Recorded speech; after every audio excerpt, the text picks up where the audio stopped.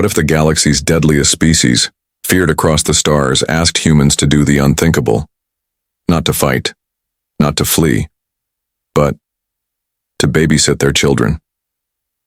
3 alien younglings, 1 human crew, and a mission that could reshape the future of every world. This isn't just science fiction. This is how peace begins. Not with a treaty, but with story time, snack breaks, and learning how not to eat the checkers. Stay tuned. This is the wildest babysitting job in the universe, and it just might save us all. If you are new here, then please subscribe this channel and show thumbs up by liking the video. Now let's move toward this wonderful story. Captain Mira Callan sat in the command chair of the ardent horizon, watching the stars glide by like lazy fireflies across the dark. Her crew was quiet, the hum of the ship's systems the only sound in the control room. She was enjoying a rare moment of peace when the alert chimed. Incoming diplomatic shuttle. "Who did we invite to this party?" asked Officer Julian Reese, Mira's second-in-command, raising an eyebrow as he tapped his console. "We're not expecting anyone, right?" "Nope," Mira said, sitting up straight. "Looks like the galaxy has other plans." The shuttle, approaching, was unlike anything they had seen. Matte black, spiked edges, and so many unnecessary vents it looked more like a threat than transport. It docked with a hiss, and Mira was already regretting skipping lunch. In the briefing room, Mira and Reese waited while the airlock cycled. The doors opened with a soft hiss, and 3 enormous aliens stepped inside. The tallest, dressed in dull gray armor, stepped forward. He was at least 8 feet tall, covered in scaled plating, and had deep, burning yellow eyes. His voice was low and even, but carried weight. "I am General Vakran of the Rokari Dominion," he said. "I come with a request." Reese muttered, "If this is about a missing death ray, I swear it wasn't us." Mira elbowed him and nodded at Vakran. "Go on." Vakran lifted a small device, activating a holographic display. Images flickered into view. Creatures slightly smaller than him but similar in shape. Except these were children. Sharp claws. Too many teeth. Big, curious eyes.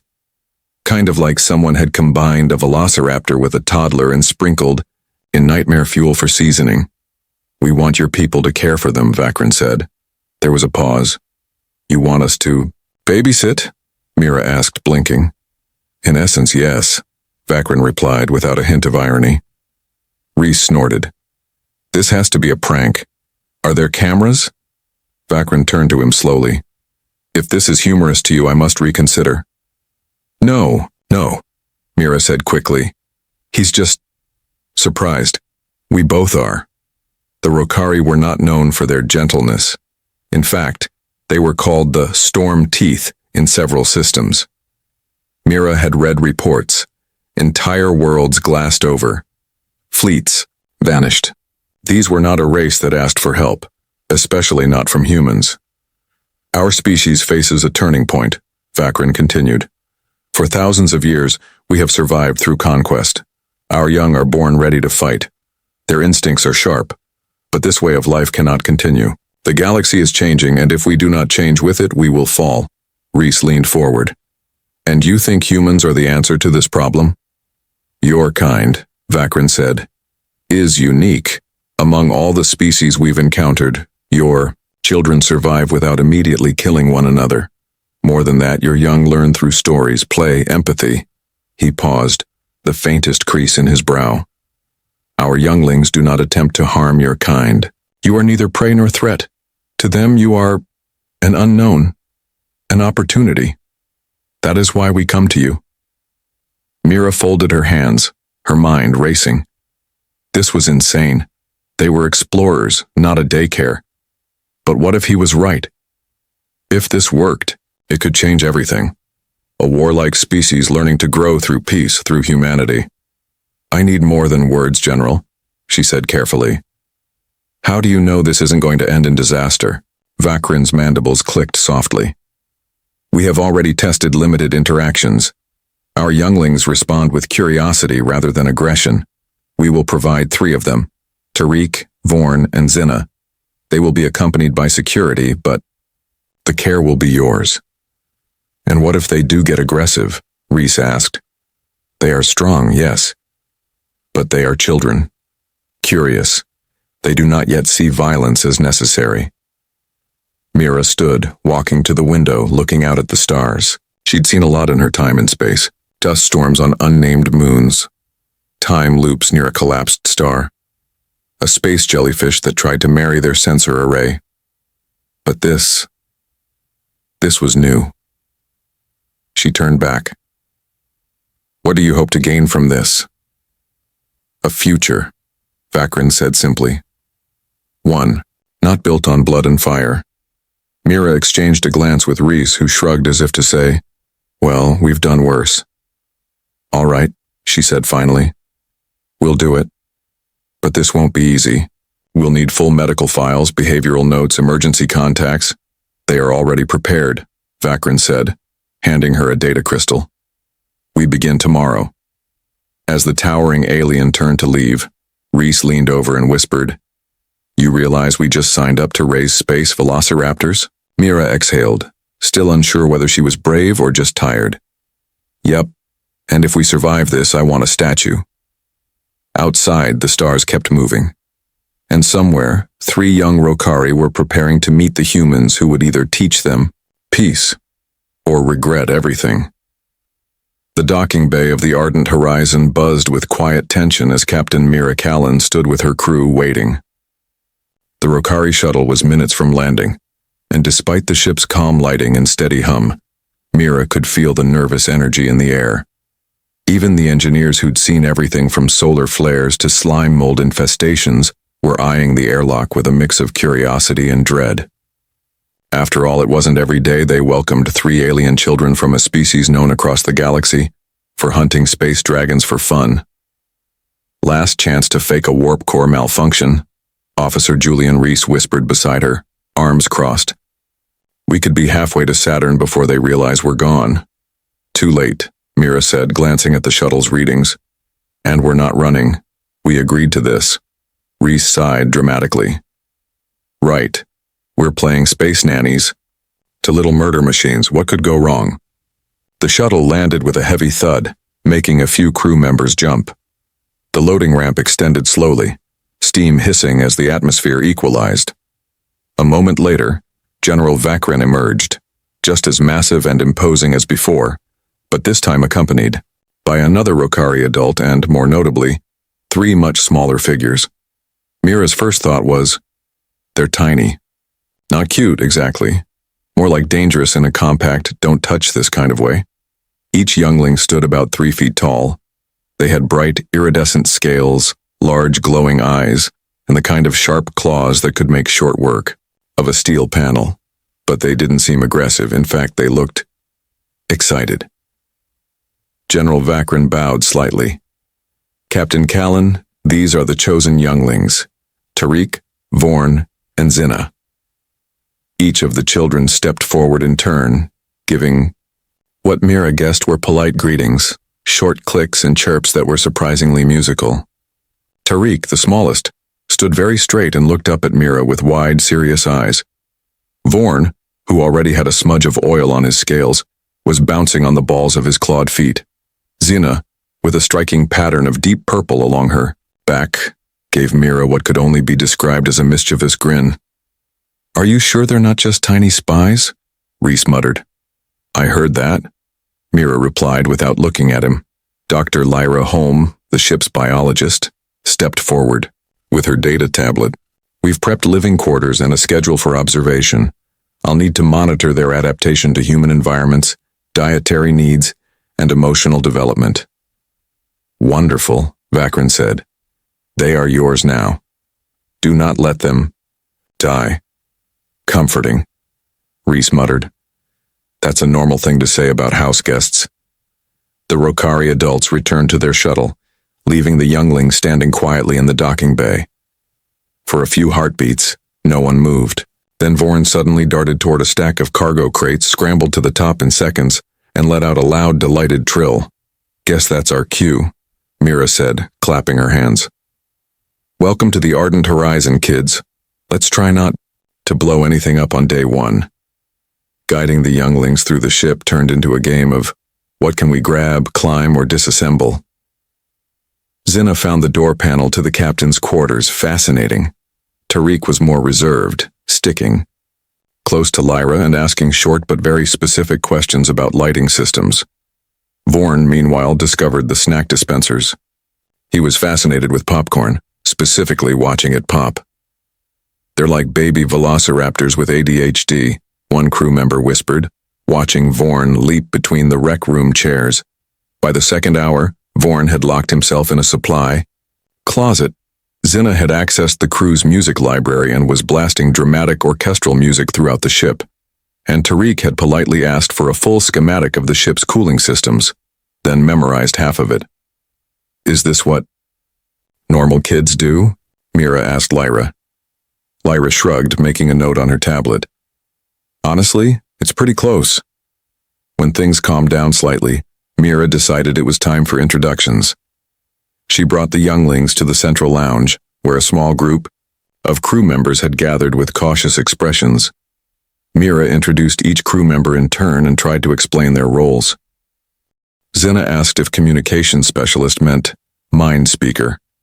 Reese had to explain that no, humans didn't have psychic abilities, just email. Vorn wanted to know if piloting involved spinning. When told yes, sometimes, he immediately demanded a turn at the controls. Tariq simply asked if he could attend the next engineering meeting.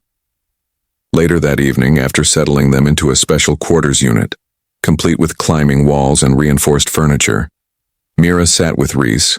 In the observation deck, I think I have a new definition of chaos, she said. Reese looked out the window. You mean having 3 genetically perfect predators asking you why humans only have one stomach? Exactly. They sat in silence for a moment, watching the stars. They're different, Mira said finally. But they're not scary. Just curious, like any kids. Kids who can punch through steel, Reese pointed out. Sure, but they haven't tried to. Yet. Yet being the key word, Mira smiled. I think they're going to surprise us. And as if on cue, a soft chittering laugh echoed down the hall, followed by the unmistakable sound of popcorn popping again. Surprise us or kill us, Reese said. 50-50. Mira leaned back. Let's aim for surprise.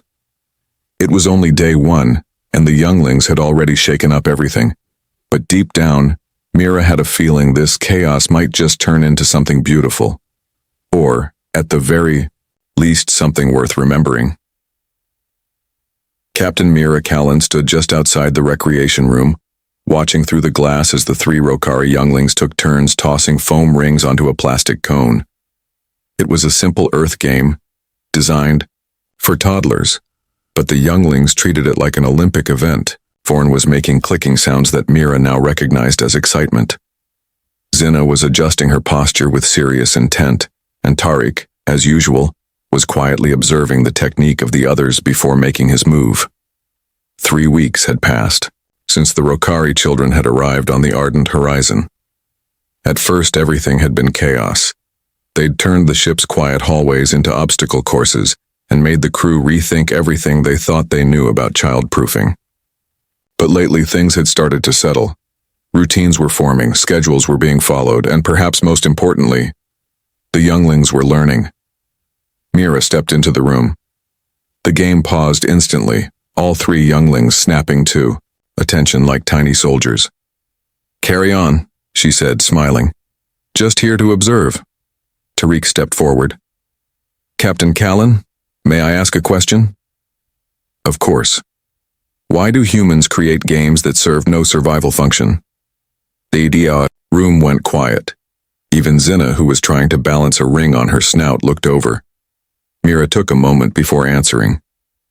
Well, not all things are about survival. Some things are about joy. Games help us learn to cooperate, to solve problems, and to connect with each other. Vorn tilted his head. Even if there is no reward? The reward, Mira said, is the fun we have together. The younglings exchanged a series of quick clicks like they were debating her answer. Then Zinna made a noise that Mira had learned meant agreement. That is strange, but not unpleasant, she said finally. Dr. Lyra Holm, the ship's biologist, had been keeping detailed logs of the younglings' development. She noted how they mimicked human behaviors, adopted social habits, and began expressing emotions in ways not previously seen in Rokari culture.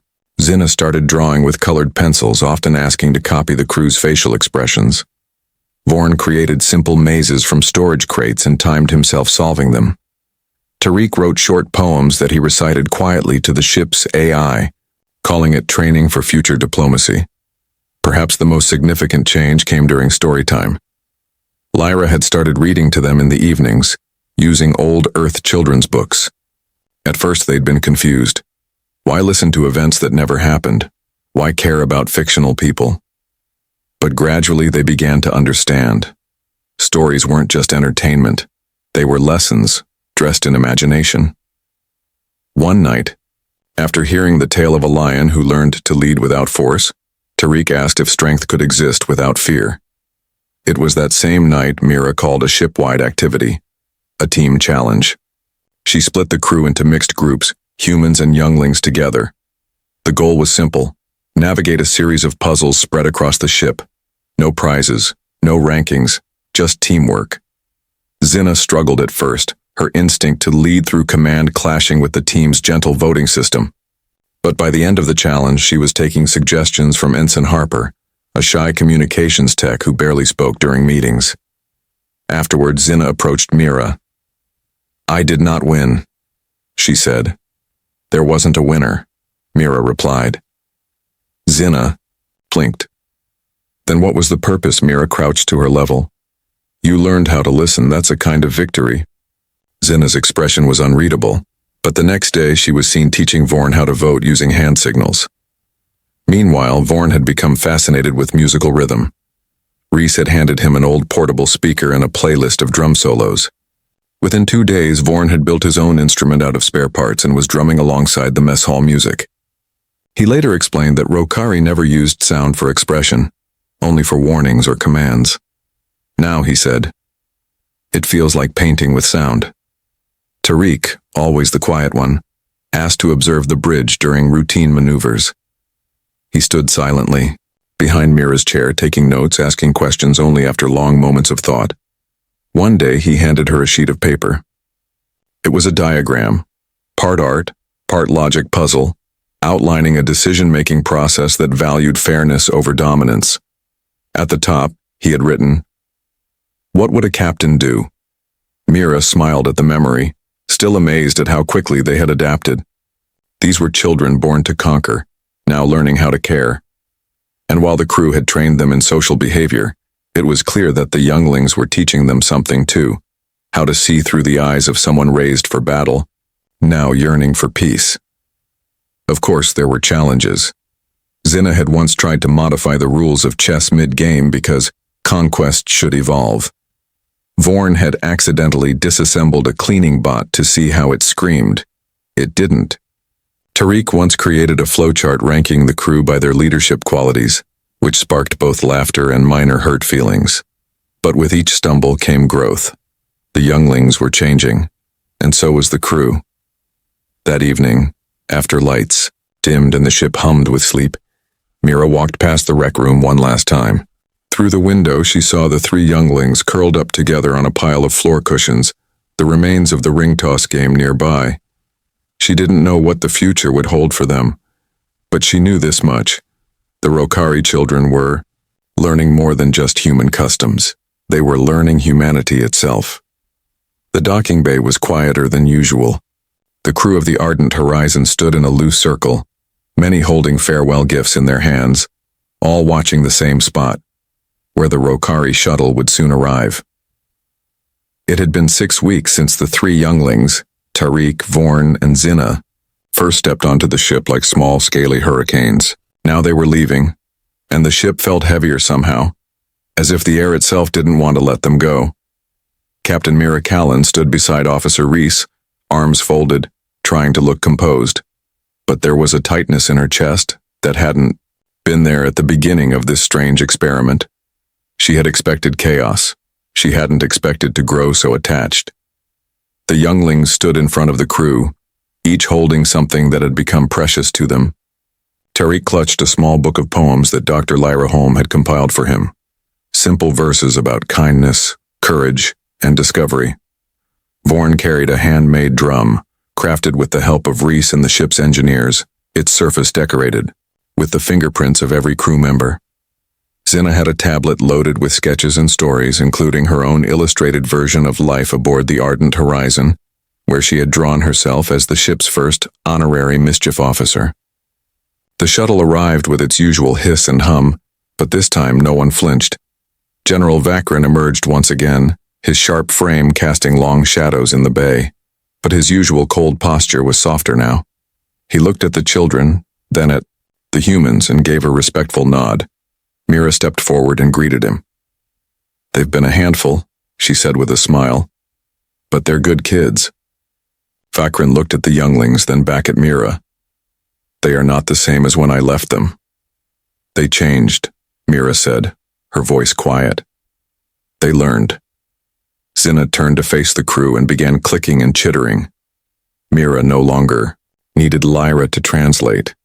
She had heard enough over the weeks to understand the rhythm and tone. Zinna was thanking them for patience, for stories, for showing her that power didn't always come from strength. Tariq followed, speaking more formally, expressing his desire to continue learning and to teach others what he had seen here. Vorn simply raised his drum high, banged out a joyful beat, and let out a sharp trill that echoed through the bay. The applause was immediate, loud, warm, and full of emotion. It wasn't just a goodbye, it was a celebration. Even the most skeptical crew members, like Chief Mallory from engineering, had to wipe their eyes. Reese bent down beside Zinna and handed her a small envelope. "Open it later," he said with a wink. "It's a surprise." Dr. Holm gave each of them a gentle hug, though she wasn't entirely sure Rokari customs allowed for it. They accepted anyway, leaning into the warmth like it was something they'd only recently learned to recognize. General Vakrin stepped forward after the goodbyes faded. "The High Council has reviewed the results of this experiment," he said. "They are impressed." "That's good news," Mira replied, unsure where this was going. "They've voted to expand the program. Other younglings will be placed with human crews across multiple sectors. The Rokari Dominion will establish a permanent cultural alliance with humanity. Shared missions, shared learning." Mira blinked. "A formal partnership?" "Not just formal," Vakrin said. "Transformational." He looked at the children. No, not children anymore. Something in their eyes had changed. They stood straighter. Their eyes were full of understanding, not just curiosity. They were still learning, but now they were also leading. "They will serve as our first ambassadors of this new path," Vakrin said. "They will teach others that strength without understanding is incomplete," Reese muttered beside Mira. "Did we just change galactic history by babysitting?" "Looks like it," Mira said with a small smile. As the shuttle prepared for departure, Zinna ran back and grabbed Mira's hand. She looked up, eyes bright. "May we visit again?" she asked, her words clear, spoken in hesitant but well-practiced English. Mira crouched down. "Anytime." The ramp closed behind them, and the shuttle lifted away, fading into the stars. The crew stood there a little longer than necessary, watching the void, each lost in their own thoughts. Later, back on the bridge, Mira sat in her chair as the crew returned to routine. Charts updated, communications synced, new routes plotted. But something was different. The crew was lighter, smiling more, talking louder. Something beautiful had taken root among them. Reese walked over holding a small drawing. "Zinna left this on my console." It was a cartoon version of the bridge crew, each member drawn with giant heads and goofy grins. In the corner, 3 little Rokari figures stood on top of a pile of books holding a flag that read, "Team Together." Mira laughed. "We should frame that." As the Ardent Horizon jumped to its next destination, Mira leaned back and thought about everything that had happened. The galaxy had not changed overnight. But something had begun. A shift, a possibility. And all of it had started with a simple, impossible idea. What if we showed kindness to the ones everyone feared? They hadn't just babysat alien kids. They'd planted a seed, and the future was waiting to bloom.